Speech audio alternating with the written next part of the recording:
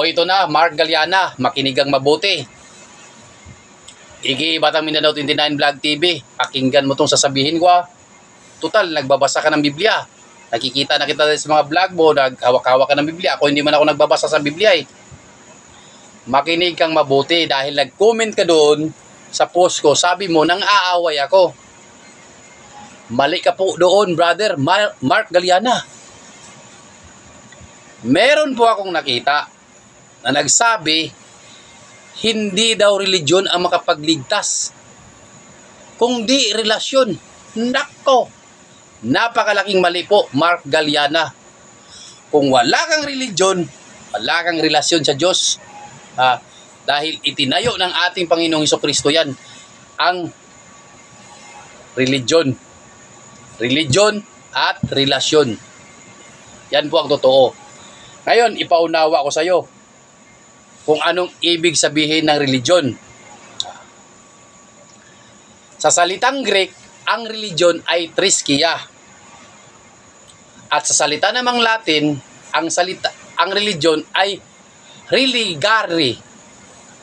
In English, religion. Pag inunawa mo sa literal na kahulugan ng religion, ang salitang re ay pag-ulit. Legion, kaugnayan sa Diyos. Religion, kaugnayan sa Diyos at sa tao. Naputol po yan noong nagkasala si Adan at si Eva. Ngayon, reconciliation. Yun ang diwa ng religion. Para maunawaan mo, dahil nagbabasa ka ng Biblia, andyan naman yan sa Biblia, nakasulat, basahin mo ang pangalawang Korinto 1:1 at pangalawang Korinto 5:19. Basahin mo sa Bibliang hawak mo. Para hindi mo ako mapagsabihan na nang-aaway ako. Hindi po ako nang-aaway dito.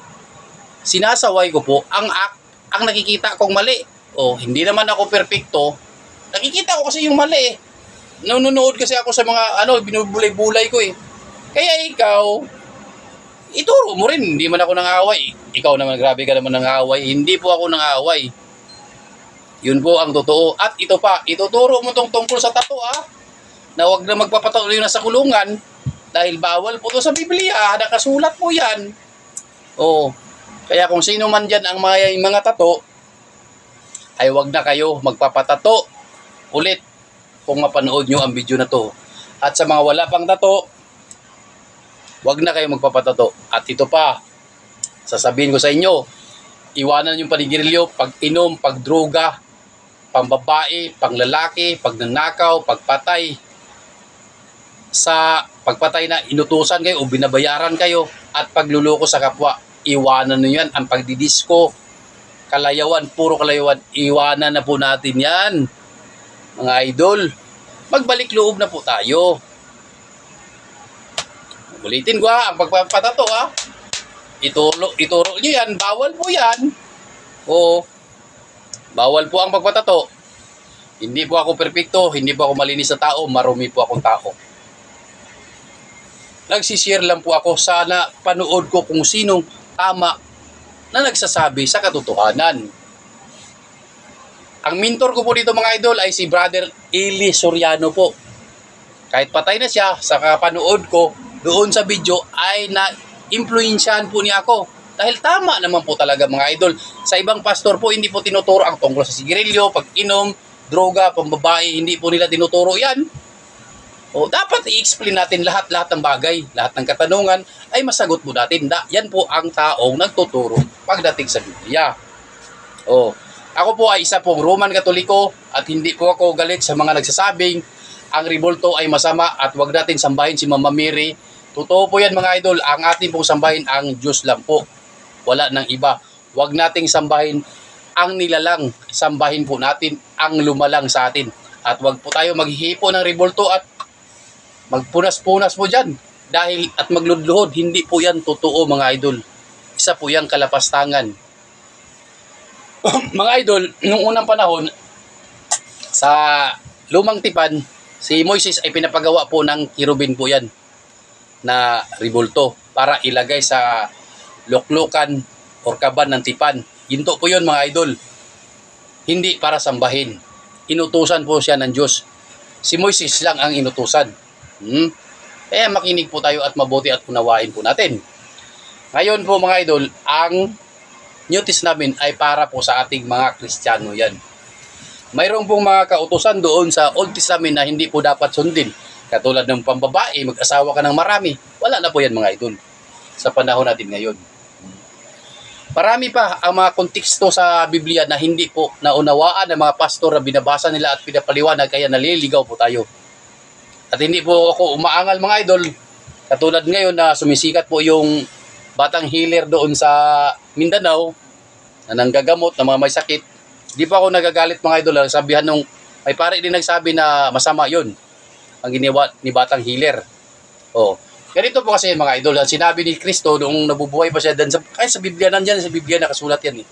Ganito po ang sinabi ng ating Panginoon. Darating ang takdang panahon na maraming magpapagaling na gamit ang aking pangalan. Magpapagaling sila ng bulag, lumpo, at bubuhay sila ng patay. Sa ngayon, wala pa naman nagbubuhay ng patay. Pero lumpo, nagpapagaling ng bulag, nagpapagaling ng mga may sakit. Marami po yan ngayon mga idol, mga pastor, mga nagtuturo o mga healing-healing na magic-magic ba, na pagaling nila. Yan po ay nakasulat po talaga yan sa Biblia. Hindi po talaga yan sa Panginoon. Ang sabi ng Panginoon, balang araw, tatawagin nila ako at sasabihin nila, Panginoon, nagpapagaling po kami ng patay at nagpatayo po kami ng mga lumpo at nagpapakita po kami ng mga bulag. Ang sagot niya ni Jesus Christ mga idol, hindi ko kayo kilala. Itatakwil ka, di ba? Ang saklap. Ang magpapagaling lang po talaga sa mga ganyan mga idol ay ating Panginoon lang po talaga, Jesucristo. Mga idol, si Satanas po ay makapangyarihan po. Lahat po ay kaya po niyang gawin. Kaya dito sa Biblia mga idol, sa Biblia, magbabasa po tayo sa Biblia. Dahil si Satanas, sa maniwala kayo hindi, nagbabasa po din ng Biblia yan. Pero sa binabasa niya sa Biblia, panigurado, masakit yon mga idol. Hindi niya katanggap-tanggap yon. Alam naman natin si Satanas ay nakasulat yan sa Biblia. Kaya makinig po tayo mabuti mga idol. Kaya paalala ko lang sa mga bisyo dyan, iwanan ng pagpanigirilyo, pag-inom, pagdroga, pangbabae, at pagnanakaw at pagpatay na binabayaran tayo, at panggagahasa, at pangloko sa kapwa. Matuto po tayong magkundinto at magpagkumbaba. At hindi po ako nang-aaway mga idol. At hindi po ako nagbabasa dito ng Biblia sa social media. Dahil pag nababasa po tayo ng Biblia dito sa social media, binabasa po natin yung mga bersikulo mga idol. Wala po tayong pagkakaiba sa mga taong nagtitinda ng ribulto doon sa mga gilid-gilid sa mga kalye. Dahil alam naman natin ang social media ay kumikita. So ibig sabihin nun, kinakalakal lang po natin ang salita ng Diyos dito sa social media para magkakaroon tayo ng followers, subscribers sa YouTube or followers sa TikTok at maraming engagements or ano pa mga idol. Diba? Kaya ingatan po natin yung mga ganyang bagay. Marami po yan ngayon mga idol. Marami po ngayon dito sa social media nagbabasa para sa kanilang YouTube channel at saka sa Facebook page nila. Sabi nga ng Panginoon, hindi mo palang sinabi ay alam ko na. At saka marami yan ngayon mga idol. Nagpapasalamat dito sa Facebook. Lord, thank you. Salamat po sa blessing. Hindi na natin kailangan pasalamatan ng Panginoon dito sa social media mga idol. Magpasalamat po tayo araw-araw sa pagkain, sa pagtulog, sa paggising sa umaga at sa paglakad natin nagagabayan tayo. Huwag sa social media para sabihin ba maka-Diyos tayo. Huwag mga idol dahil alam na ng Diyos yan kahit di pa natin sinasabi. Yan ang sabi niya mga idol. Kaya makinig po tayong mabuti sa Kanya. Ayon sa nakasulat sa Biblia. Yun po ang totoo. Kaya palala din sa iba yung nagsasabi na ang pagsamba ay Sabado o sa Linggo. Hindi po yan totoo. Ang pagsamba po ay Araw-araw po yan. Magdasal po tayo palagi. Huwag po tayong magdasal sa tuwing may sakuna lang na darating. Yan po ang ating tandaan mga idol. Oh, totoo po yan. At marami pong paraan sa pagsamba. Katulad ng tumulong ka sa nahihirapan, na walang bigas, nagbibigay ka ng gamot or pagkain, pira para sa kanila. Yan po mga idol ay pagsamba na po yan.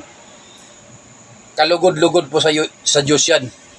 Kinakalugdan ka po, nabulol.